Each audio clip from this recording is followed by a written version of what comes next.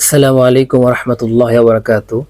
বর্তমান সময়ে কওমি অঙ্গনের এক শ্রেণীর আলেমরা, এক শ্রেণীর ছাত্র ভাইয়েরা যারা মনে করে যে জামায়াত ইসলাম ক্ষমতায় আসলে তাদের কওমি মাদ্রাসাগুলো ধ্বংস হবে, তাদের কওমি মাদ্রাসাগুলোর ভিতরে সিলেবাস পরিবর্তন হবে এবং তাদের কওমি মাদ্রাসায় জোর করে মওদুদিবাদ বা মওদুদির লেখা বই এগুলা তাদের ভিতরে ঢোকানো হবে।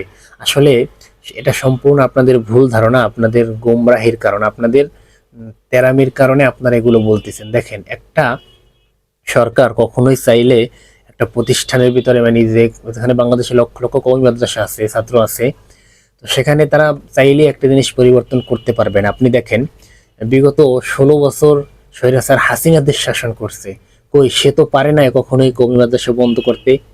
সে তো চেষ্টা করছে কিন্তু পারে নাই, সে তো কখনোই পারে নাই যে এই মাদ্রাসার বইগুলো পরিবর্তন করতে পারছে। আপনি দেখেন, ডেইলি স্টার, তারপর প্রথম আলো, এসব পত্রিকাগুলো অনেক নিউজ করছে যেখানে বলা হয়েছে কওমি মাদ্রাসা জঙ্গিরা আকরা, কওমি মাদ্রাসায় কি আবিজাবি শেখানো হয়, হ্যাঁ, মানে দেশের বিরুদ্ধে বিভিন্ন কথাবার্তা তারা অপপ্রচার ছড়াইছে, কিন্তু তারা কি পারছে কওমি মাদ্রাসার ভিতরে কোনো সিলেবাস উঠাই নিতে বা কওমি মাদ্রাসা বন্ধ করতে?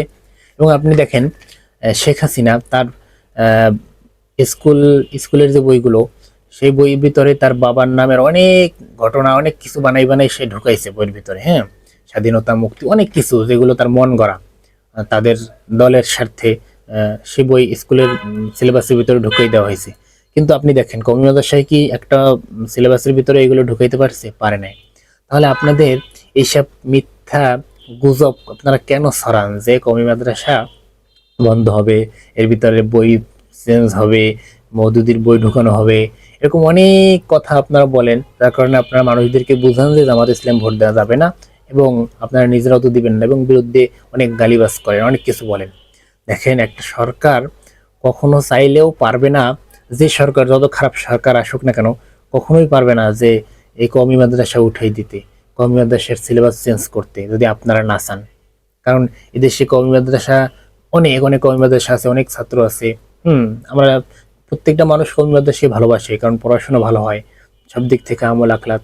তো এখানে চাইলেই কোনো কিছু করা সম্ভব না। আপনাদের এই বোকামি কথাবার্তা এগুলো বন্ধ করেন অন্তত।